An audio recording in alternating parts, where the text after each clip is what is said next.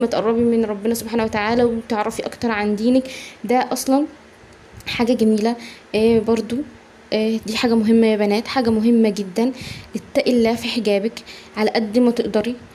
لو حجابك مش مظبوط، لو حجابك انتي مش راضية عنه شخصيا، انتي بس علشان دي موضة، دي ستايل الايام ده، فلا ما تعمليش كده. لو بتبيني شعرك حاولي على قد ما تقدري انك انتي ما تبينيهوش. والله العظيم مش هي دي الكام شعراية اللي علشانها ربنا سبحانه وتعالى ما يكونش راضي عننا، اللي علشانها يعني هتحسي نفسك جميلة. لا والله انتي جميلة من غير ما تطلعيهم اصلا.